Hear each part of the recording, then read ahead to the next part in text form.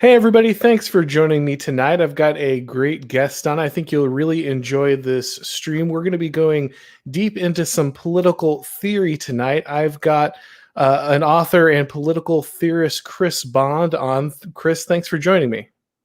Yeah, thanks for having me. Now, Chris has written a book called Nemesis, the Juvenalian and the Liberal Model of Human Orders. And he's done a lot of work looking at the work of somebody who I have done a number of videos on, Bertrand De Jouvenel. And so I wanted to explore kind of how he got interested in De Jouvenel and why he ended up writing this book and kind of what he adds or what he thinks we can take away from De Jouvenel. But first, Chris, why don't you explain how you came across De Jouvenel's thought and what kind of got you interested in what he was doing? Yeah, I mean, this is something I've mentioned quite a few times now. I originally started with reading Mencius Moberg's blog, a blog I know you're fully aware of. And I came to the conclusion that a lot of the things Moberg was writing was actually quite accurate and was explaining a lot of the events which are happening at the present. But I had some criticisms of the blog, and I thought there was some aspects of the blog which seemed not to make as much sense, and just didn't seem to be as cleanly connected. So I dug a bit deeper, and I found that the parts which made the most sense to me was De Jouvenel. And when I went to read De Jouvenel's work, I just found that there was a cleaner way of extracting a model that explains what's going on in the world at the moment with regards to political change. And I subsequently found that I think that can be applied historically and can give us quite a comprehensive general model of political orders in the West at the very least, and probably in China as well at that point in time. Yeah, I think a lot of people discover after reading Moldbug that he tends to be a gateway into much deeper waters, and so I think that's a pretty common experience for many people. But it's interesting that you were inspired to kind of write a book after going that direction. So, what did you find? Well, I guess first I should ask. The only De Jouvenel work I've read so far is on power. Is that where your book centralizes or takes most of it, or do you draw a lot from his other work? No, pretty much all from On Power. I find a lot of his other books, for example, Sovereignty, they have a lot of good insights, but I think it's On Power where he really hits it on the nose. It's when he sticks to that model of his general model of centralization over the ages. He really hits upon something significant, and it's something which I found lots and lots of other authors and lots of other political thinkers have actually hit upon in the past and at present, but they haven't understood the full ramifications of it. Because if you accept that the Juvenalian model actually is correct, then it just feeds into everything, and it explains lots of developments through history which without this model don't make much sense. Yeah, so looking at your book, it looks like you definitely, like you said, you found some very valuable things in On Power, but there are also some places where you differ and you kind of update or look at things differently than De Jouvenel did to arrive at a different kind of outcome. So let's start with what you think De Jouvenel got right. What is it that he's doing with his model that appears in On Power that you think is significant? Well, he started writing this, I think, in the middle of the Second World War, if memory serves me correctly, or just after. But he released it after, in either case. And his main concern was trying to establish how we managed to get to the point in the 20th century where we had such hyper-centralized political orders. I mean, he was aiming to a degree at the German state and the Italian state and communists as well. And he went back in history, and he then plotted the centralization of political orders. And something he did, which was quite interesting, was he discarded the claim of democracy as being a decentralization process, and instead considered it a centralization process. And in that way, he managed to see there was actually a continuous and constant centralization of political power from the medieval period onwards. So if you track back to the medieval period, it's just one of the things which most people have trouble with. Kings in the medieval period had very limited amounts of power. They were basically I say part of the nobility, but they were considered maybe like the first among equals in that order. And they didn't have the ability to, for example, legislate. They couldn't just dream up law off the top of their head and then tell everybody that's the law. They had to, as with all legal systems at that time, find the law. They couldn't dictate what the law was. And they also couldn't declare war and go to war for long periods of time. And they didn't have an infrastructure which allowed them to operate freely. They had to engage in kind of negotiation for resources with the rest of the order beneath them. And over time, this changed. We saw this constant and gradual process of centralization. And one of the ways he shows this very cleanly is in the constant expansion of the ability of the monarchs to wage war. At first, they had to basically bargain for people to enter into military service. But then by the time we get to the French Revolution, you've got Napoleon being able to conscript pretty much most of France into his armies. And by the time of the 20th century, we've got total war. The entire population is engaged in war.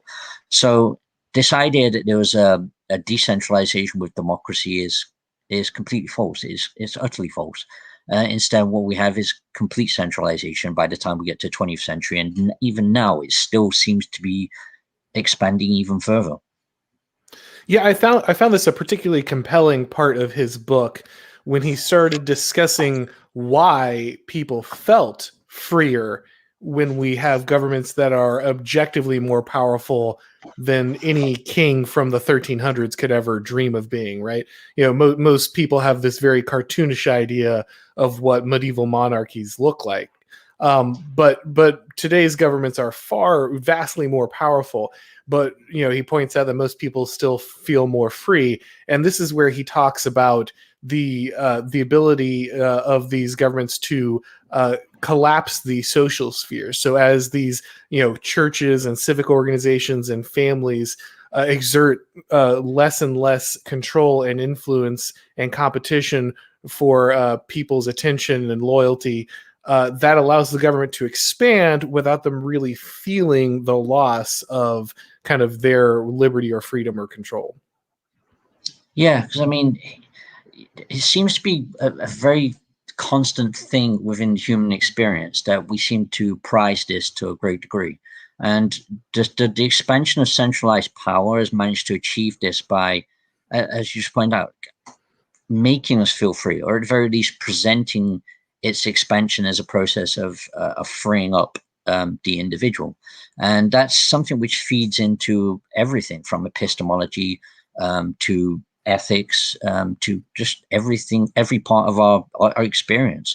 But it's something which very much warps how we perceive the world and how we approach the world, which is a major issue, which is something which De Jouvenel didn't pick up on because he still held lots of the political ideas and concepts which came along with decentralization. So he didn't realize that this political centralization created the ideas which he was holding and believing. So that creates a lot of problems with Jouvenel's thought because he misses a lot of significant parts of the puzzle. Yeah, I really did feel that too as I got near the end. Is this guy has laid out a really excellent, like, you know, model, like you were saying, about how this advances, but never seems to really apply what that means. But let's talk a little more about the model for people who are unfamiliar. So a lot of people have heard the formulation of high and low versus middle, right? This idea that the centralizing power will want to use you know, the common people against kind of the aristocracy. You had some of your own phrases that I thought were pretty interesting. Can you explain kind of your formulation of the Jouvenelian model? Yeah, I mean, it's a model which, as you just pointed out, is well, I changed it to a center, intermediaries, and periphery. Now, the center of any particular order is it's usually identifiable because it's usually the point of reference which everybody orientate themselves to. So, for example, in the monarchies of old, it would have been the king or the queen at that time. And the intermediaries in that situation would have been the nobility and the church as well, which again is something people have a lot of trouble with in the modern period, understanding that the church were a governmental institution previously. So we'd have the intermediaries of the church and the nobility, and then the periphery would have been the common people, the people who would have been subject to the dues of the feudal order. So, for example, previously you would have had, like, for example, tiffs for the church. So you'd have to pay 10% of your, well, not pay is the one thing to say. You'd have to give 10% of your crops to the local church, or you would have feudal dues where you'd be due to give a section of your crops again to the nobility. And so what happens through history, for example, in English history, is the king starts to free people. That's where kind of the term comes. By freeing people, what it meant is to free them from their feudal obligations to the church or to the nobility, and then make them a direct subject of the king. But they're not described as a subject, they're described as being made free, which is kind of the same thing which happens in more modern times. So we can see this in the modern period, with the centralizing authority being the federal government in America, for example. And they have, and well, if you didn't understand this model, you'd think they have an inordinate amount of concern with, for example, the black population of America. If you follow the track the way they've acted since the end of the Second World War, but they don't. It's part of this model. You have the federal government promoting sections of the population which are considered periphery, which again is the black population, and using them as a means to undermine the intermediary orders.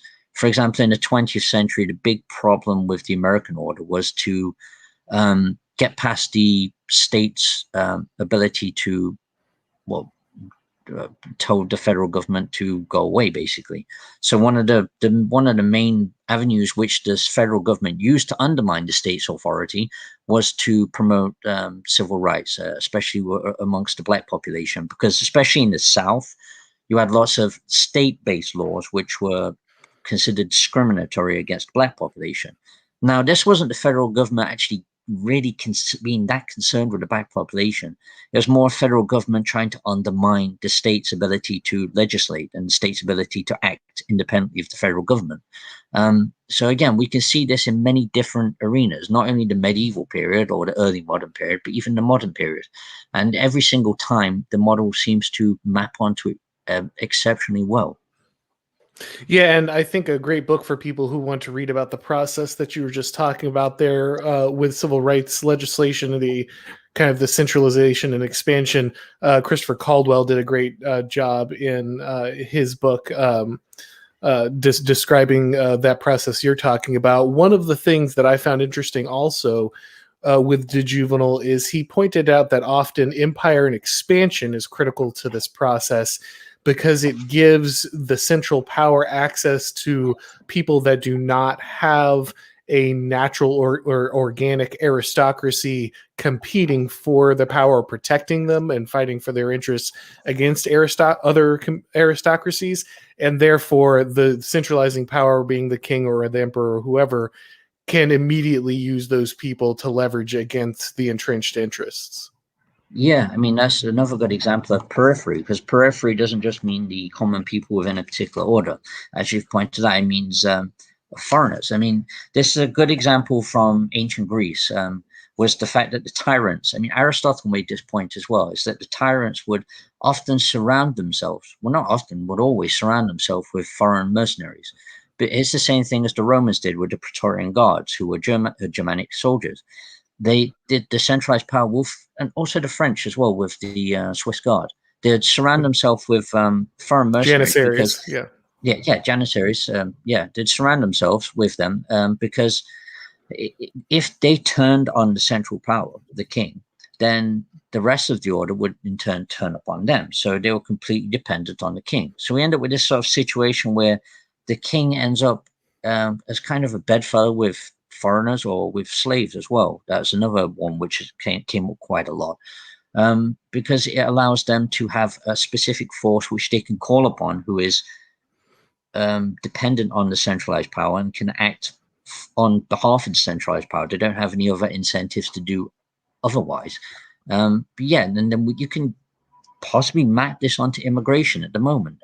You can see that the federal government and also the governments in Europe as well, they're always very pro-immigration. I mean, they dress it up in moralistic and ethical language, but in reality, it's more of a power play. I mean, you can see this more and more with the Democrats. I believe there's one, was it Democrat senator or congressman, came out and pretty much acknowledged that there was demographic displacement and that we should just get used to it. And it's very clear it's a power grab in a large sense. I mean, it also dovetails in with business interests as well, but at the very base of it, the fundamental part of it is that it is a power grab. It brings in immigrants and foreign people to a particular order who have no particular loyalty to that order and will act in ways which are supportive of political centralization. Now, the interesting thing, and it's been a little bit since I've read On Power, so I may not completely remember all of his conclusions, but if I remember correctly, De Jouvenel says, like, basically, all states are in an arms race towards totalitarianism. Because, like you said, if one state has the levée en masse, then you need the levée en masse or they're just going to conquer you. And so it seems like all incentives are to continue escalating this centralization as much as possible. What do you think the implications of that are? Do you think that that states will continue to seek this, and is there a breaking point for this? How does this model work in the long run? Yeah, that's one of the things which I've tried to explore more in the past year or so, because I think Jouvenel is completely correct on that part.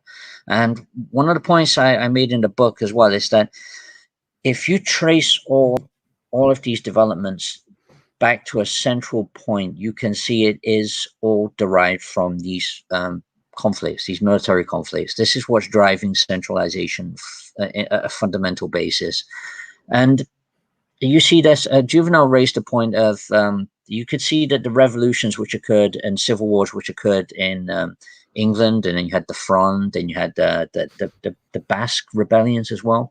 They all happen around about the same time when when France, England, and Spain are all centralizing and in their own little arms race at that time.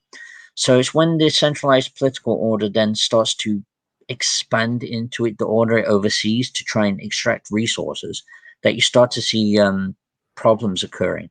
But they have no choice but to do this because they need the resources to match the other powers. I mean, in the early modern period, it would have been the Spanish who were the first, the Habsburgs, the first to actually start with the centralization. Then the French developed it in an even deeper level, and then England an even deeper level. And this has, again, continued into the present era. I mean, we get this strange situation with the Americans as well, where they've become super hyper-centralized. And again, it's due to geopolitical concerns. But they've had this situation where they've managed to sort of incubate a model of undermining other states by the federal government kind of practicing on the American states and then taking that practice of undermining the American states to an international level. So you have this situation now where you've got the Americans are still carrying on with this process of centralization and undermining other countries throughout the world, but letting them kind of perceive themselves as still being sovereign and separate countries. And then you've got the Americans in competition with the Chinese and the Russians now. And you could see a lot of the problems which are occurring right now with the American order as being an attempt to maybe catch up with the Chinese in their centralization at the moment, because the Chinese have managed to navigate the technological developments of the recent period, the movement onto the internet, a lot better than the Americans have. And so that's the big issue at the moment, I think. So maybe you've got that happening now with the Americans trying to centralize on an internet and social media basis, which the Chinese seem to have done much better at. And that's probably the conflict line at the moment, I think. But as regards the end point of this, I mean, I'm just wondering if there's not a biological end point of this, because there seems to be only so much centralization a population can manage. And I don't think technology at the moment is going to be able to keep up with the centralization, because we're seeing populations crashing all over the place. Yeah, I'm glad you mentioned that. Actually, Hector Newman here says, I guess that compounds on how technology makes totalitarianism easier. And I think that was true for a long time. I think that did help accelerate the process. But I think you're right to say that we're now kind of hitting the wall with how much technology can help people along with that. As you pointed out, where you're seeing population declines. I think you're also just seeing the speed at which technology can solve problems that are on the horizon slow down. And if you're always in this arms race and you don't have that kind of miracle of technology to kind of patch over that problem, then I think we do start kind of seeing where this could start to stretch itself too thin and really see some damage from the process. Yeah, because I mean, we can see maybe in China. I mean, I just saw just a couple of hours ago that the Chinese had been making. Well, I mean, first of all, you see the problem with China where they've been targeting companies like Alibaba because they see them as undermining the ability of the population to economically support themselves, as opposed to in America where companies like Amazon or Panda, Food Panda. Do you have Food Panda in America? I forget. Or I Uber don't think Eats. so. We have Uber Oh, Eats. Uber Eats, yeah, Uber Eats, just basically decimating entire sections of the economy, and then in China they're trying to mitigate that to a large degree and control that, so it's not so bad. And then earlier on today, I saw that the Chinese have been targeting the private education sector to try and limit the amount of education that's occurring with Chinese children because they do get a bit crazy with that. So it seems like the Chinese are trying to control technology and trying to control the role of commerce in life and to try and maybe bring around their population issues. Whereas in the West, it's been a case of just cramming as many people from the third world as possible just to make up for the population problems without any concern as to how to keep everything stable and to actually grow from within. So the technology doesn't seem to be there to actually compensate for any of this because even from the countries where these populations are coming, their growths are collapsing. I mean, I even saw recently there was another strange situation where it seems like countries are competing over populations from the most strange countries. I mean, you've got Iran. There's Iranian economists actually talking about trying to siphon off population from Afghanistan into Iran to deal with their population problems. So at the end of the day, it's going to be a case of is any of this actually going to work? Maybe the Chinese will have the best bet with if they manage to bring the population rates back up. But in the West, this whole immigration plus just smashing the concept of the family and the ability of anybody to even have any children just doesn't seem like it's going to be a sustainable model at all. I mean, it seems very, very clear it's not a sustainable model. And I just can't see any technological developments like artificial wounds and stuff like that being effective. I mean, at the end of the day, who's going to raise these children if you do that? I mean, is it going to be the state? Are they going to have farms for people which they're going to raise and then put out into the wild to act as consumers and producers? I mean, there's nobody at the controls here. Everybody's just reacting to problems as they're popping up, and it's not a very wise series of reactions either. Yeah, funny that you should mention that. I've been talking to a number of people about South Korea, and so, like you said, so much of the West has just been on this immigration solution, but in the countries where that's not even being tried, you see kids spending 12 hours a day in cram schools. There's zero population, growth, or active negative population growth. And there just doesn't seem to be any way they don't seem to have any way to stop this. And the American solution and so many other Western country solutions of just patching over the immigration, like you said, seems to be failing long term as well. Yeah, because this seems like maybe this is the hard break on centralization, which will occur. Because I other than that, there's no real break on centralization. There's no real intermediaries who can act and stop centralization. The only other option would be for somebody to take the centralization position and to actively roll back centralization. But that process is an exceptionally hard one because once you're in that position of centralization, it's very hard to get off from the imperatives that position places upon you. You end up being controlled more than you can control it. So it's an exceptionally hard problem to solve. Now, this is, I don't know how much you've kept up with Moldbug's work, but this is essentially Moldbug's answer is, right? You just collapse all of the centralization into one figure and have them kind of dismantle this stuff. Do you think that's do you think that is a possible answer, or does everything just have to hit the wall and kind of shatter? I think at this point it's one or the other. Everything just shattering seems like the most obvious solution at the moment. A bit like, say, for example, the way the Roman Empire eventually went. But yeah, I mean, the other option, but that require actually having a group of people who are actually coherent and actually orientated towards that goal and actually understood the situation which was happening. But the problem is, at the moment, our current order and the way centralization works is that it gives every incentive to those on that train to encourage centralization and play the game, because it makes them extremely wealthy, extremely powerful, and it just sucks them into the logic of the system. So you would, for it to go the way you're saying Moldbug was advocating, you'd have to have some sort of basically revolution, something along the lines of the Bolsheviks, getting into power and then just trying to liquidate the current order and bring about a different order. Yeah, and I think he's always advocating for the most pacifist version of that. Many people find that very optimistic, but I think that is pretty much exactly what he's been saying.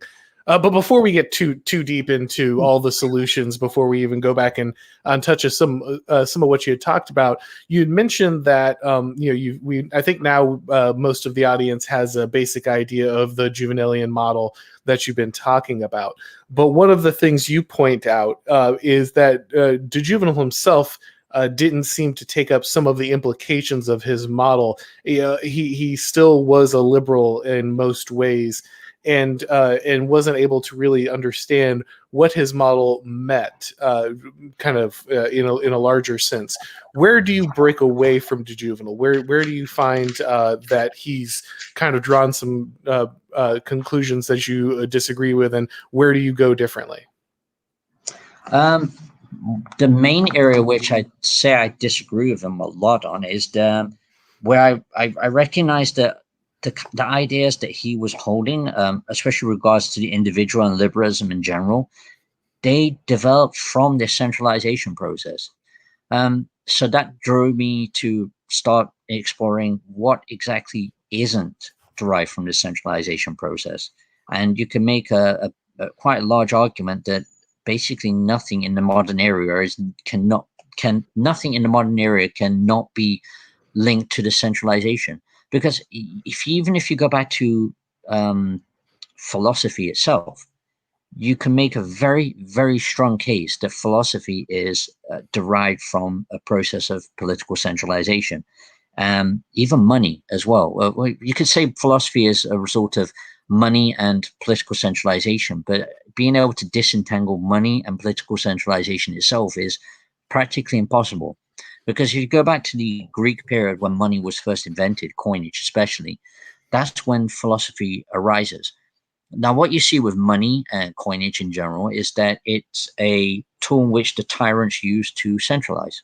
It's because previous to the use of money, again, this is something which is very hard for people to get their head around, because this is something that happened in the medieval period and the feudal period in Europe as well. Human orders don't necessarily need to have money. It's not a natural part of the human experience. We can exist in quite complicated structures without money. Now, I'm not saying I'm a communist or advocating for any situation like that, or that I believe something like that can happen now. But for example, in the Greek orders before the development of money, or in European orders in feudal period, people operated on a kind of, you could say, a kind of contractual basis. Everybody had specific roles and specific things which they had to give to others. So, for example, you'd have the local lord, and you'd have Jews from the peasants who would operate on his fields. They had to give him crops, services. They had to give different things. It wasn't money. Now, once money started getting reintroduced in the the medieval period, that's when we start to see the king and start to centralize, because he can then start to engage in relationships with people other than the intermediaries. He can engage in direct relationships with the peasantry by using monetary relations. That happened as well in the Greek orders. So, for example, with the Odyssey, you won't find any money in the Odyssey or the Iliad.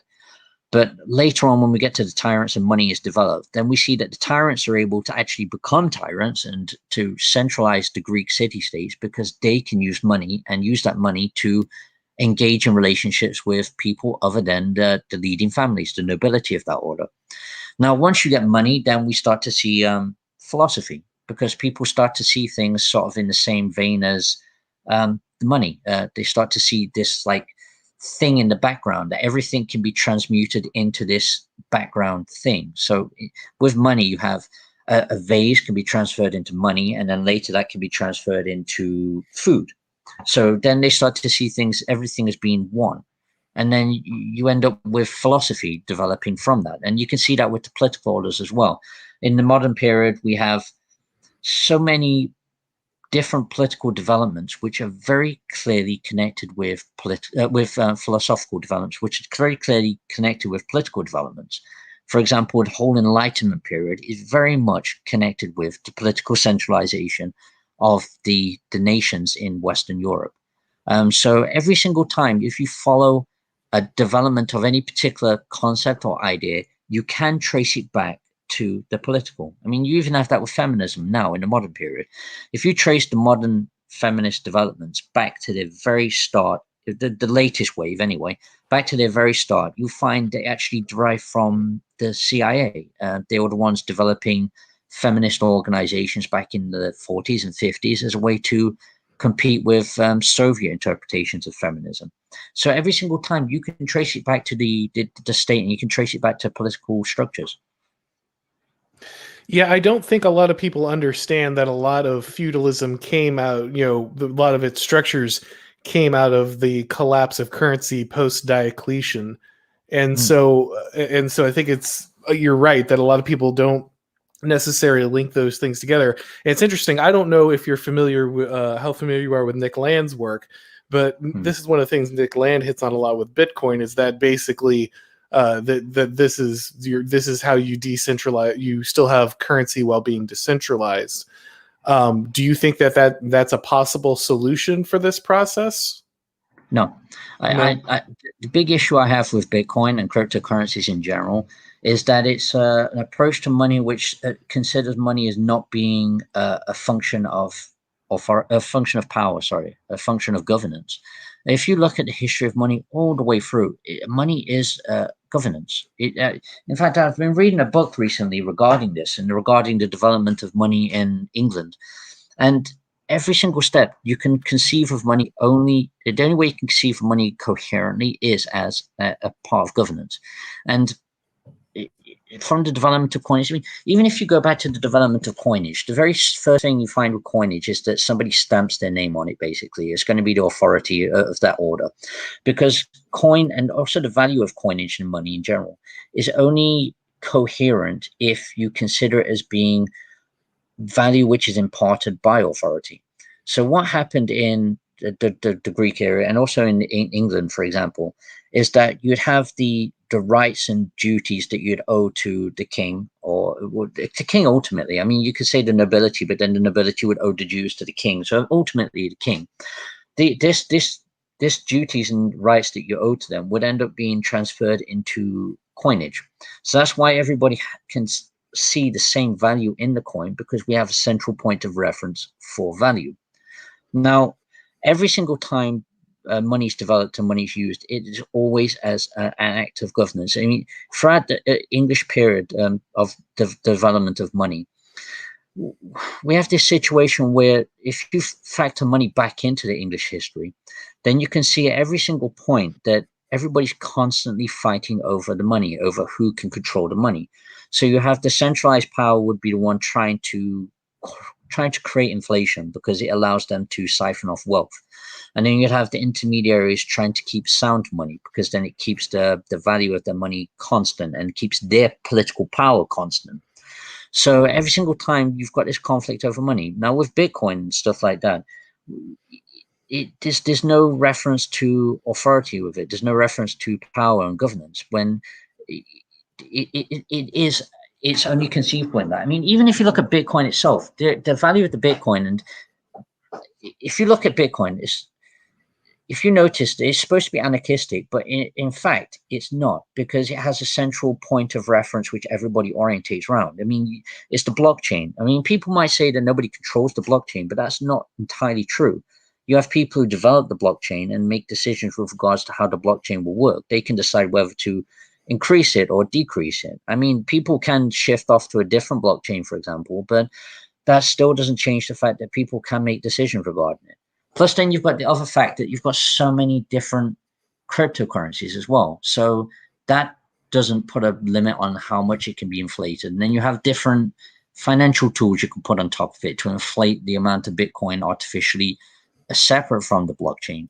And then there's so many different aspects of cryptocurrency and blockchain which don't make sense as a political project at all. It's just so many different things that need to be untangled. I mean, especially with regards to Bitcoin itself. I mean, Bitcoin itself, if you go into the details, the amount of people actually using Bitcoin has decreased a lot. And if you follow the historical increase in its value, it seems to be it's only really tied to its ability to act as a means for Russia, China, and Iran to get around sanctions by turning their oil directly into Bitcoin and then turning that into dollars and getting around sanctions by that way.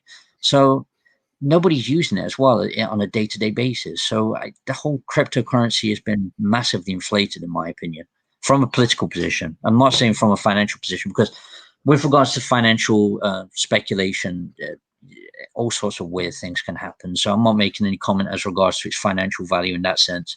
But from a political stance, it ultimately doesn't make much sense. All right. So if we're looking at this model of centralization, and that's going to help us better understand what's going on around us, how can we practically apply this model in a way that gives us explanatory power, helps us better understand maybe some situations that are happening in the world today?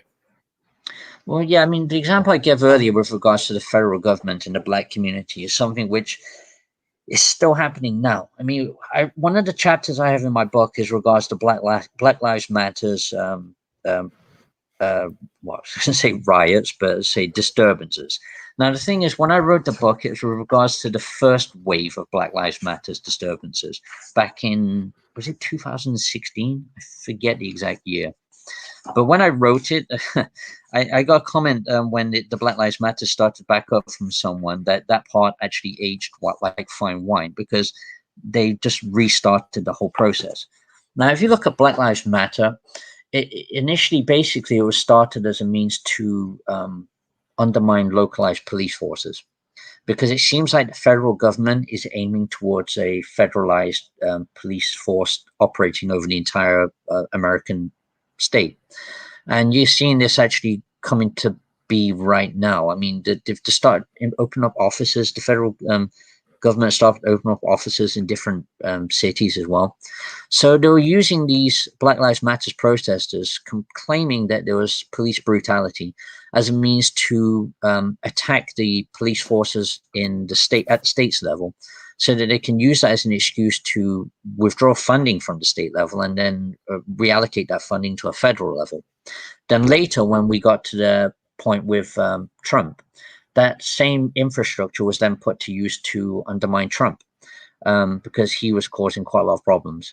And then they used that to basically leapfrog him and causing problems so they could actually get back into government. It didn't really work too well. They had to, well, I'm not going to say they had to manipulate the election, but let's say they had to fortify, I think, is the word that the New York Times or the Time the magazine election. used. Yeah. But you can see what they were trying to do with encouraging those disturbances. So what you have is you have this what I've called a patronage model, where if you see any particular disturbance happening and that disturbance actually translates into political change, what you've seen somebody within the power structure has leveraged some disturbances at a lower level to cause trouble for another actor in the power structure, so that they can undermine that other actor. So, for example, the Black Lives Matter is a great example. And another good example we're seeing is this acting on a geopolitical stage, because not only can these centralizing powers operate this process of patronage against those within their own order. So, for example, the federal government using minorities to undermine state laws. You can also see the federal government using it to undermine other countries.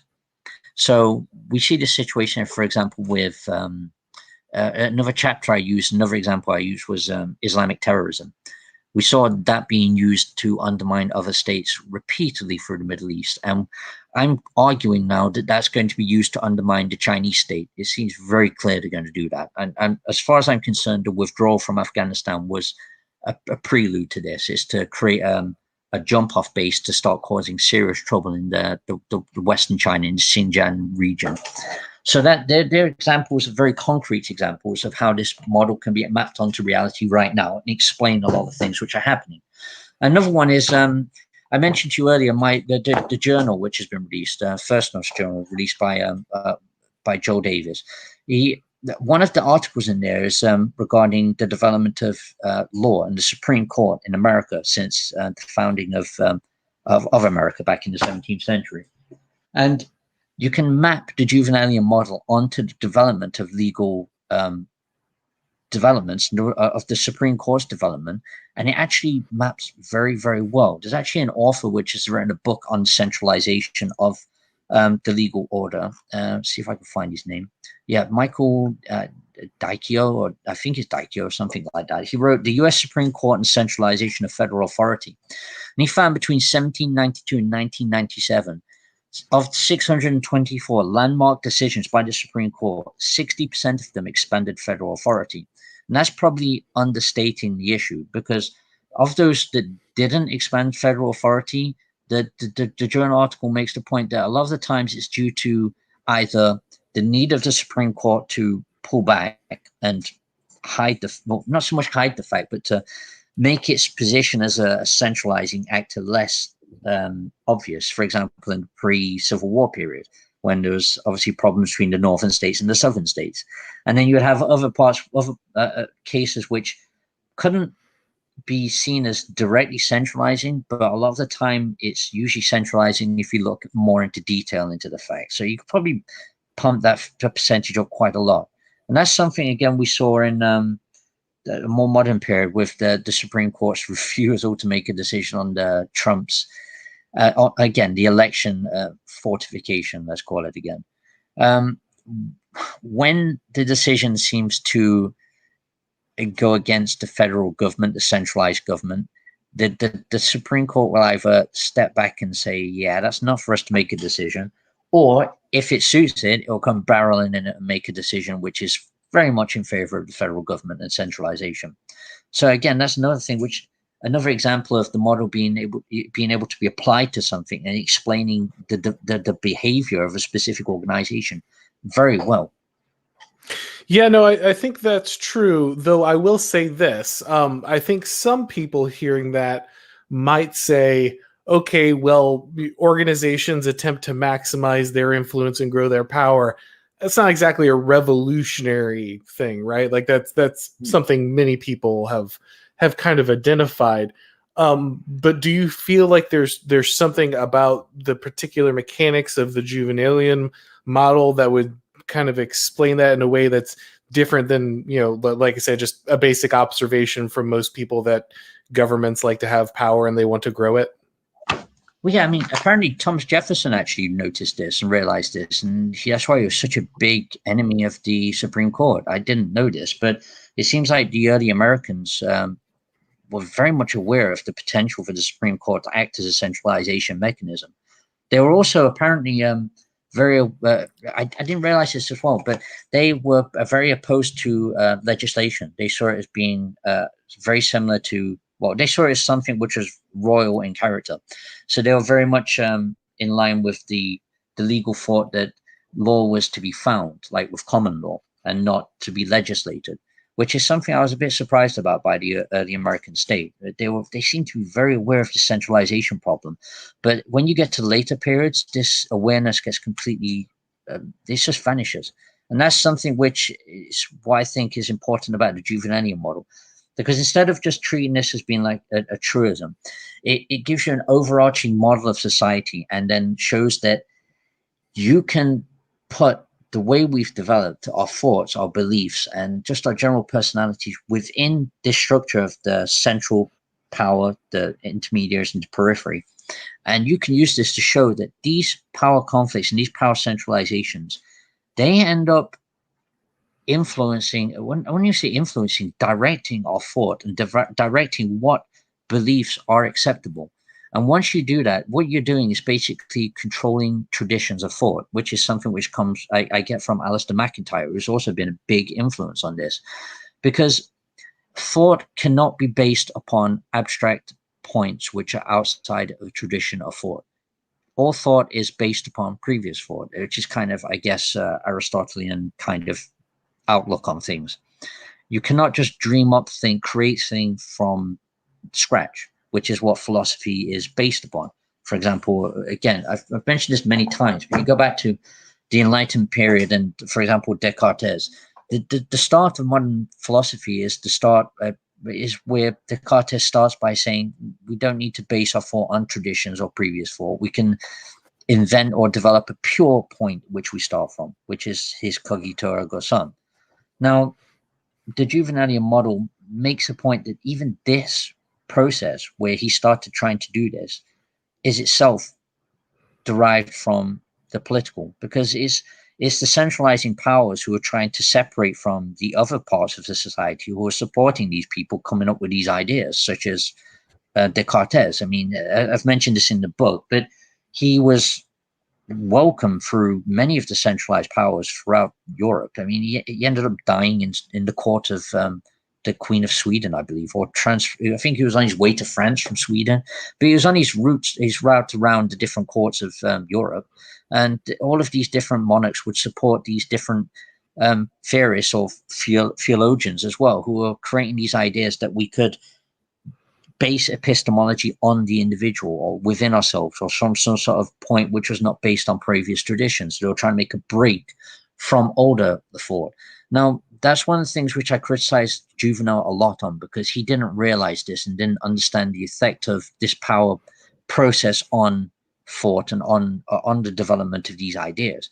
Because once you do factor that back in, basically everything we believe now is derived from these political conflicts and is, to a large degree now, complete nonsense, especially in the field of politics, where we end up with human rights, which are just utter nonsense. There's no basis to them at all. I mean, if you go back a couple of hundred years and people are still basing this on a theological basis, you could still make an argument on that grounds. But then once that was snipped off, and we just end up with just human rights, why? Just because. That's what we have now. So all thought now, basically, especially in the political era, it is just nonsense. Now, do you think that this means the implication of this is that then thought is always going to flow this direction until, I guess, this kind of singularity, like you said, where the centralization process breaks down? I mean, obviously, this is a lot of speculation long term, which will always prove people wrong eventually, I suppose. But is the implication of this, if this is truly, and I'll be honest, I'm a little skeptical about this being the sole driver of kind of how we reason, or how our reason, what direction our reason flows. But if we're following this model, does that mean that the implication then is basically it will just drive our thought until, like you said, we hit that like biological centralization limit, and then everything just kind of resets? Or how does that work, do you think, if you can speculate on that? I don't know if you can. If I'm going to be pessimistic, I'm going to say yes, because if you follow the way this is developed, for example, if you go to the medieval period, you could follow their arguments, you could reason it all back. They always ended up back at God, and God wasn't used as a backstop in that sense. It was actually a coherent thought system. It was theologically, it was all sound. It was very sound, and they come up with very sophisticated thought processes. But then once you get into the period of power's expansion, then you find the kings and the princes end up supporting people who don't make a great deal of sense. So, for example, in the Reformation period, you find the princes and the kings supporting people like Martin Luther and other people like him. And they're only well, you could say they support them on theological grounds, but one of the major reasons they're supporting people like him is because he's supporting the removal or the curtailing of Catholic influence in those particular orders. For example, Kavanagh wrote a book on religious violence, which covered a lot of this, where if you follow the Reformation, you see that the Reformation occurred in those orders where the ability of the prince or the king in that order to extract resources from the Catholic Church was pretty weak. So, for example, in Southern Europe and France, for example, the French kings and Spanish kings had actually got a good grip on the Catholic authorities and managed to get resources out of them. They could tax them, for example. But in the northern states, the kings and princes were less strong in that regard. So when we get to the Reformation, you can see it as a process of them basically launching an attack on the Catholic Church and the Catholic institutions. So then we end up with Martin Luther, who's making theological points which you could see the basis of their arguments and their theological arguments, but if you track it forward, which is what's happened historically, we end up with just absolute nonsense, especially when you get to the point where God is removed completely from these theological systems, and we end up with liberalism. So then this carries on forward, so we end up now with the modern period with liberalism, which is premised on human rights, as advocated by the Human Rights Declaration of the UN, which, as Alistair MacIntyre made the point, if you read it and you listen to the UN, they don't give any good reason for anything they say. So, I mean, human rights, again, they make some sense if it's in a theological based setting, but once you remove the theological setting and put it into a secular setting, human rights just function as these human rights because I say so. There's no underlying basis. There's none of the philosophical attempts to ground human rights and the like make any sense. They just don't. They can keep trying, but they just don't make any sense. Now, when you get into now, this process of breaking down the individual, which is something which power has been doing constantly, has reached to the point where they're breaking down not just society into individuals, they're breaking individuals into pieces. We've got all sorts of bizarre stuff which they're grasping onto now. I mean, one of the documents which I found very interesting in the 20th century, and I think I put in my book, and it's got a phrase in it which I like to use, is something by a guy called Gaither, who wrote the Ford Foundation report back in the 1940s. And he saw the whole process of the Ford Foundation and the development of foundations as such as pushing back the democratic frontier. Now, this democratic frontier, again, was individualization of the order, which has reached a point where we're all individuals. So now they have to keep going further. So now the individual's getting broken down. So we end up with stuff like, once we've got the individual, then we need to go to the ethnic minorities. Once the ethnic minorities are exhausted as a political resource, we go to the sexual minorities as a resource. Once they're exhausted as a resource, then we go to even more extreme minorities. So it seems like pedophiles is going to be one eventually. And then we've got transgender people. And then we've got all sorts of other weird kinks and weird identities which are being created. And you've just got this actual explosion of absolute nonsense. And it's all being used as in political battles. It's all getting fed back into the politics because it acts as a means to undermine those which are opposed to federalized centralization of government. Because as you can see with the Conservatives, they get every now and then they get pulled out, they get spanked around, and then they go back to supporting the next iteration of this nonsense, and then we just get another one. Yeah, I've actually have a video written. I haven't recorded yet on kind of focusing on kind of the collapsing the last sphere of competing social value with the family, and why gender ideology is kind of the key for the totalitarian state to kind of collapse that last, like I said, that last competing thing that could oppose some of its power, but. I do think we're getting close to an hour here, guys. So if you do have any questions for Chris or me, you can go ahead and put them in there, but we're going to start wrapping this up pretty soon.